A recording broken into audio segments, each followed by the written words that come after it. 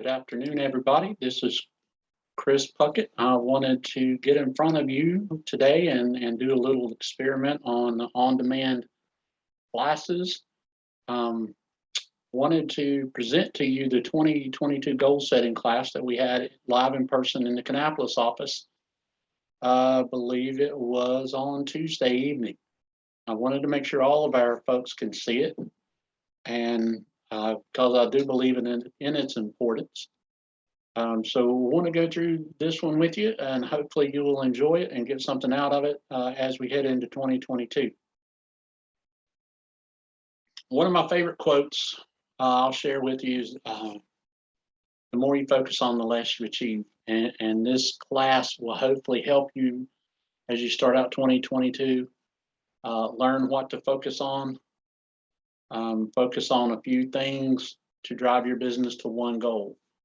And try not to be what we call the multitasker, which is somebody that probably doesn't achieve very much. My other favorite quote is, in the absence of clearly defined goals, we become strangely loyal to performing daily trivia until ultimately we become enslaved by it. And I chose this one for the term daily trivia.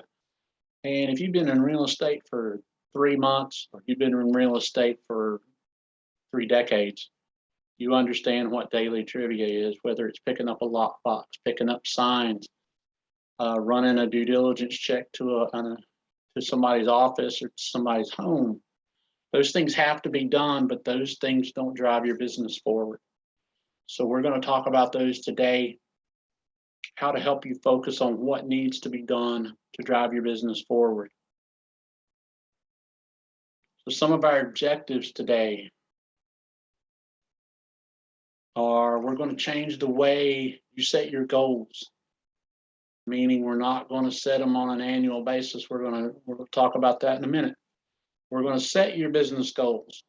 Those business goals should roll into your personal goals. If you achieve your business goals, what does that mean for your personal goals? And then we're going to figure out how we're going to support each other throughout the year. I think if there's a little bit of accountability and some support, I think we can all achieve more. So topics we're going to cover today, we're going to talk about why you set goals. I'm a goal-driven person, so hopefully this resonates with more than just myself. We're going to try to rethink your year. Should you be thinking of a 2022 goal, or maybe you chop it up a little bit? We're going to talk about your business plan and your personal goals, and then finally we're going to have a discussion, and we're going to talk about how we're going to follow up heading into 2022. I always try to have these classes in October of the year before, so that you are set and your business plan is in place and you are executing when it comes January 1st. Typically, real estate's about a 3-month lead. Maybe nowadays you would argue it's about a 1.5 or 2-month lead. So what you do today is going to show, you'll cultivate that in about 3 months. So if you're not doing any lead generation right now, you're not talking to past clients, you're not getting in front of new clients, you're not putting your name out on social media, what are you doing? What's your January going to look like? So that's what we're going to try to talk about today. First of all, let's talk about, why do you set goals? To me, it keeps you focused. And we talked about all that daily trivia, all of those little voices that come around and talk and chirp in your ear and distract you from driving your business forward. The next one, it gives you a plan on how to succeed. And my favorite analogy is, I love to go to Charleston, but I guarantee you I'm going to plug it into Google Maps to figure out where I'm going in Charleston and figure out how to get there. Well, it's the same thing that we're doing today. We're going to plug this into our business plan and figure out how we're going to get to that goal. You don't just hop in the car and drive southeast until you run into saltwater and figure out if you're in Charleston or not, right? You have to have a plan on how to succeed. A goal helps you to take those little voices and get rid of them, right? You get an email about lead generation, buying leads, and that's not part of your tactics. Guess what? Just go ahead and delete it. Immediately delete it. You get a text from an online lead generation company, delete it. If that's not one of your tactics. Provides you motivation throughout the year. And then it gives you a sense of satisfaction. I've got a checklist over to my left and to your right on my wall.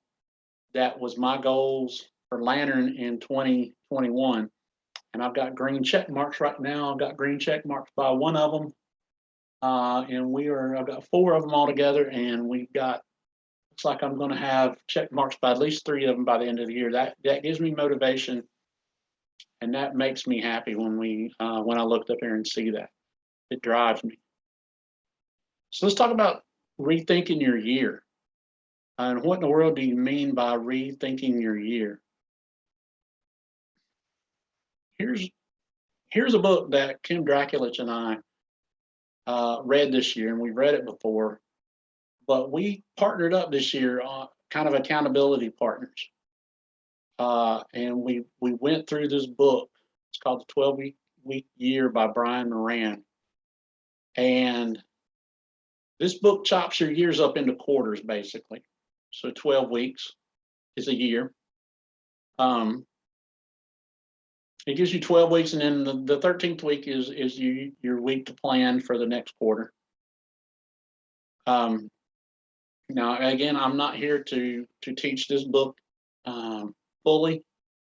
I'm not here to pimp this book, for lack of a better term, but it helped me tremendously going through the year and focusing on goals and how to attain those goals instead of doing them on an annual basis. And that leads into the next slide. It talks about discard annualized thinking, meaning we're not going to think about my goal for 2022. Okay, I'm going to think about what's my goal for the first quarter of 2022. So January, February, and March, what do I want to accomplish, and how do I want to accomplish those goals? As you know, things happen throughout the year, and they can throw you off. So you don't want to have an annualized plan and then something happen in April that completely derails you from making that goal. You know what? Maybe you get to sell a large commercial property that you completely blow your goals out of the water by May or June. Reset your goals, make more money, right? Unless you want to take a 6-month vacation. So what we want to do is try to get away from planning for so long, and it makes you more nimble, meaning it makes you, you can change your goal, you can change your strategies if they're not working. I saw a meme on Facebook that said, you can clean your house. If you plan to clean your house in 30 days, you'll get it done. But if you change that goal and say, I'm going to get it done in 3 days, you'll also get it done. So that's basically what we're doing here. We're shortening that time frame to put more of a sense of urgency to it, and it makes you more nimble. Again, we talked about that sense of urgency. This annualized thinking, you're like, well, I got 11 months to do it. Yeah, I don't sell a thing in January, and that's happened to me before. Or I don't lead generate at all in January. You know what? I got 11 months to catch up. I'll just bump that up a little bit as we go along. No, you can't do that. One of the biggest complaints, I guess you would say, for this industry is we have so much highs and so many lows. And you have really, really highs and you have really, really lows. And I'm going through it right now. I had a great July, had a fantastic August. Sold, I think my last closing in August was the first of the month, and now I went through September and didn't close anything till the end of September. If you do that, you feel like you've gone 2 months without a paycheck. So what we want to do is work through those extremely highs and extreme lows and try to smooth those out. And that's what the 12-week year does. It helps you with your goals, and it helps you to execute on a quarterly basis so you're not wondering where your next closing is going to come from. Every week counts, every day counts, every moment counts. So what are you doing every day to drive your business forward? Execution happens daily. Yeah, we can go play golf some days. We can go on vacation without a doubt. But what you focus on every day is what you're going to reap in 2-3 months. So that's the mindset we're going to take throughout this class.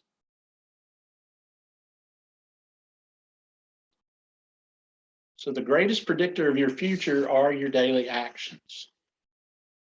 So if you go on vacation, and nothing wrong with vacations, please don't take it that way. But if you're working from home and you spend, instead of spending 8 hours in front of your computer or 8 hours meeting with clients and whatnot, maybe you spend it washing dishes, or you spend it picking the kids up, and maybe you spend it with homework. In 3 months, in 2 months, whatever that time frame is, you're going to reap those rewards. You're going to reap whatever you sow. Develop a weekly plan. And I've got one. I got a spreadsheet. I'm a spreadsheet nerd. Thanks, Kim Draculich. But I like to put everything, my calendar, on or the things I have to accomplish on a spreadsheet. And that's my weekly plan. And at the end of the week, I know if I've accomplished that plan, and I know how I need to change going into next week.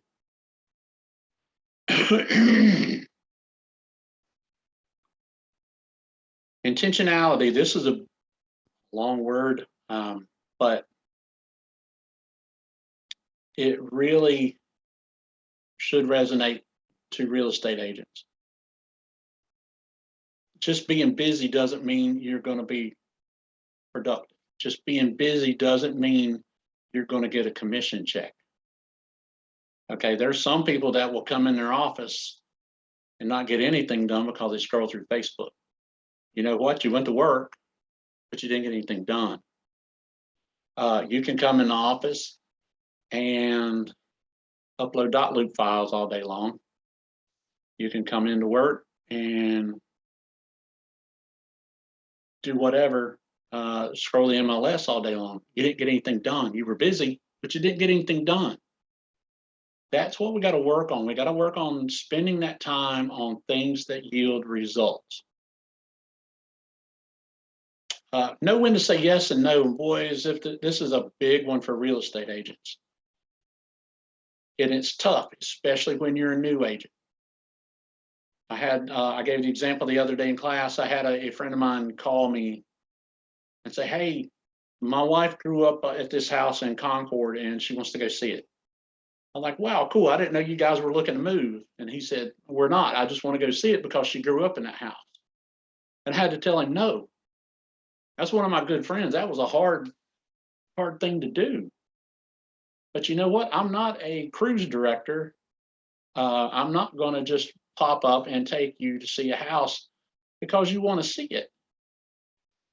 So think about it this way, especially if you're dealing with buyers, especially if you're new. It's easier for me to do it because I've got kind of a book of business that I work off of, right? I've also been into business over 7 years. For new agents that don't have that book of business to fall back on, they're looking, where's my next check going to come from? I don't know. And anybody that shows an interest in real estate, they're all over them, right? And they want to please them. They want to help them. But they don't think, is this going to drive my business forward? Am I going to go show them 43 houses over the weekend and then they go back home? And I had that happen to a friend of mine when I first started. She showed people that came in from out of town 43 homes, and she never asked them for a pre-approval, never did the follow-up questions to screen them to see if they were serious. She showed them 43 homes over the weekend, and then they went back home and ghosted her, never talked to her again. Well, they happen to be in town for the race, and that's something they do for fun. They go see houses on wherever the races are at, and they're while they're waiting on a race. But she never asked those questions to figure that out because she said yes. Block your time. This is something that's maybe even more difficult than saying yes or no. Put it, if you use Google Calendars, block out time to grow your business. I like to call it lead generation. Block out time in the morning so you can get it done. Get it done, get it out of the way until the day goes crazy and everybody needs things, right? That way you know you get it done. Here is a free or a link to 12-week year planner and getting started. It is free. So again, I'm not selling anything here. Don't think I'm making any money off a 12-week year. I'm not. It's just a book that I found really, really helpful. So go to this website, and it will help you, I think, throughout your year. I'm gonna leave this up for just a second. I want to make sure you get that. All right. Interest versus commitment. I love this section. So you've heard the analogy of the chicken versus the pig. I hope you have. Some people in our class the other night had not. And when you think about breakfast, who's interested and who's committed? Chicken's interested, right? Chicken brings the eggs to the breakfast. But the pig, dadgummit, the pig is committed because he's bringing the bacon. I'll let that soak in. Okay, are you interested or are you committed? A lot of people in this industry get in it because they think it's an easy buck. But to really and truly make a sustainable income in this business, you've got to be committed. 4 keys to commitment here. Strong desire. Do you love it? I wish I would have found real estate 20 years ago, 27 years ago. I absolutely love it. Do you love it or is it a job? If it's a job, you're never going to make what you should be making. Now, that's the reason I love real estate, because it's afforded me the opportunity to make more money than I ever would have in corporate America. But do you love this job? Keystone actions. What are you doing to produce results? Are you consistently talking to people? Are you consistently farming neighborhoods? Are you consistently sending out mailers? Are you consistently posting on social media? And I say that because that is a fault of mine. But what are you doing to drive your business forward? Be honest with yourself. If you're not doing it, now's a great time to change your actions. Because as we head into 2022, it doesn't appear this market's going to slow down anytime soon. Statistics just came out the other day. The Charlotte region is projected to increase by 50, population increasing by 50% by 2050. Those folks have got to live somewhere.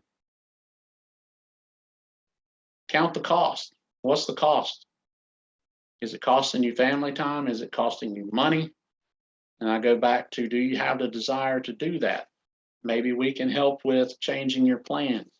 Maybe we can help with, maybe you get an assistant. We talked to a few people in our class the other day on Tuesday.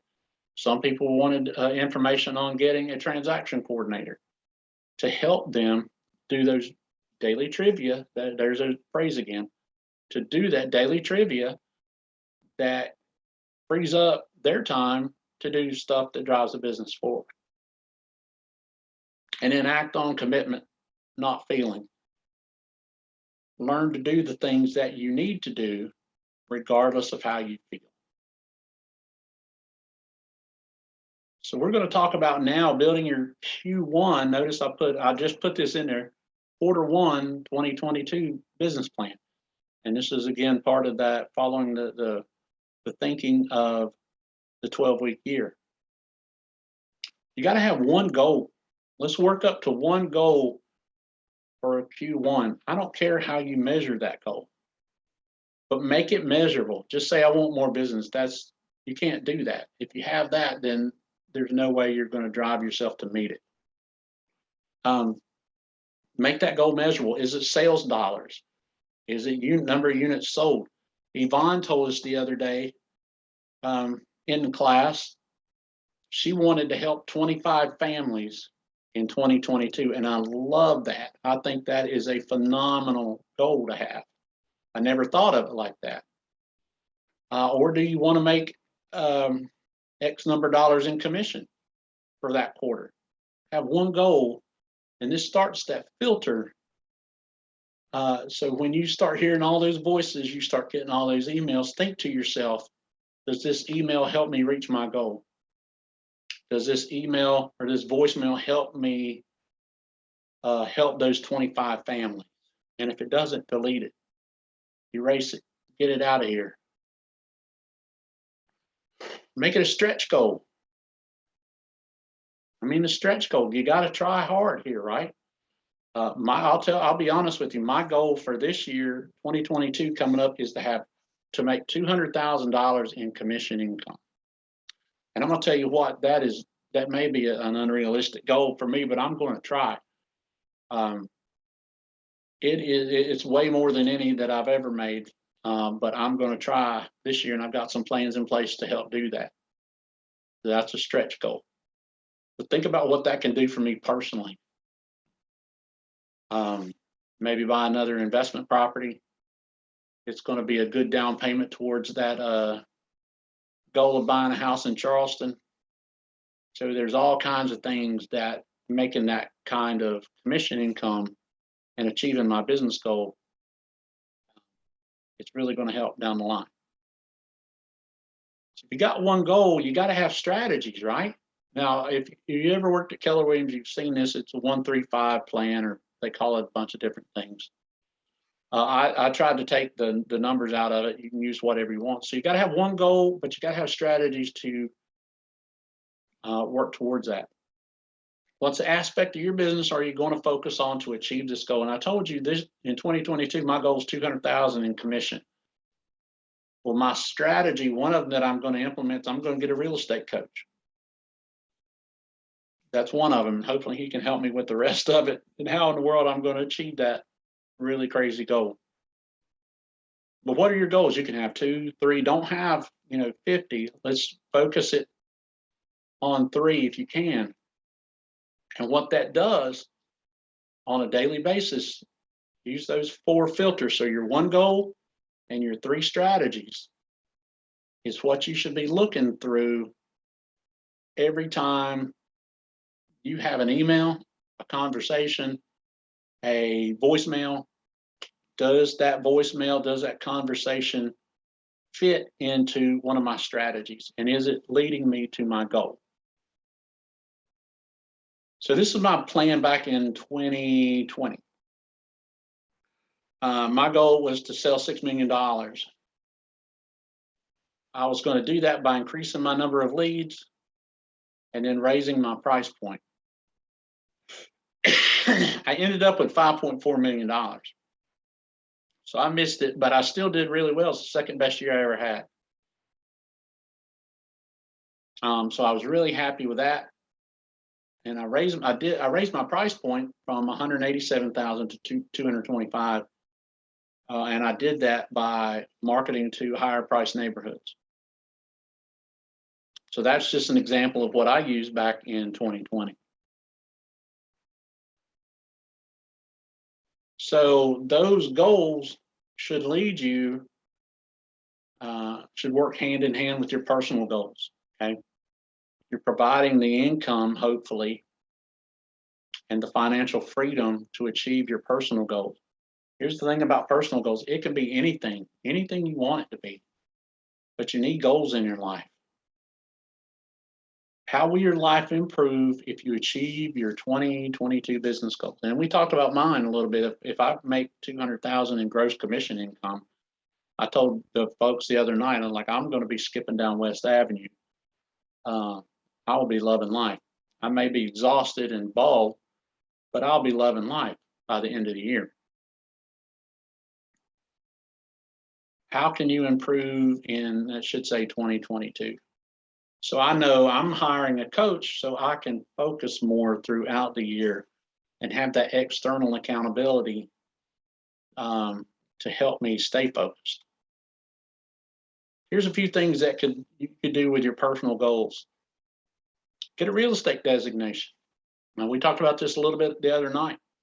One of mine, and I always preach this, is a GRI, or Graduate Realtor Institute, I think is what it's called. To me, that was the best education I ever got after I got my license. And it's taught by the North Carolina Association of Realtors, and it's some of the best teachers you will ever run into.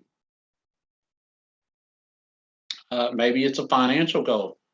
Do you want those multiple streams of income? Maybe you want passive income, so you don't have to work so hard. Maybe you want to pay off some debt, some credit card debt. Maybe you want to pay off your house. Maybe you want to set up a fund for your kids to go to college. Investing goals, maybe you want to open up a stock portfolio, or maybe you want to enhance it if you already have it. Maybe you want to invest in real estate. That's a great idea. Maybe you got a home improvement project. I used mine from last year to work on our kitchen before I sold the house, and it helped tremendously. Maybe it's personal improvement. It can be anything. Read a number of books, lose weight, get off medications. It can be all kinds of things. Here were my goals for, and I don't know why in the world I put 2018 in here, but here's my 2018 goals, and you see the little green check marks, which just makes me feel warm and fuzzy because I love to see a list checked off. And here's what I accomplished. I bought a new car. I was able to put some money into the kids' 529 plans. I did not reach my teaching income goal, but EAP is my LLC I've got set up, and increase income over 2017, and I did that. You'll also notice that I didn't quite get under 240 pounds. I hovered around 240 all year, never made it. And then read 24 books, and let's just say I completely missed that target. So we're obviously not going to go through the discussion part since we're not all here together. But I want to be able to follow up with everybody, anybody that's interested in doing this, and I'd highly recommend it. So what we're going to do to follow up is we're going to have another, another class in the first week of January, and we're going to talk about our Q1 goals. What are those goals? Hopefully, people that attend have those goals. And then we're going to support each other throughout the quarter. We're going to have these meetings every quarter to support each other. What kind of obstacles are you running into? Hey, here's some great strategies I use. All kinds of things. So we just want to be supportive here at Lantern. I think we feel like a family. I hope we still do. And I just want to support as many of you as possible. So shoot me a note once you see this. Let me know that you got it. And thank you guys very much.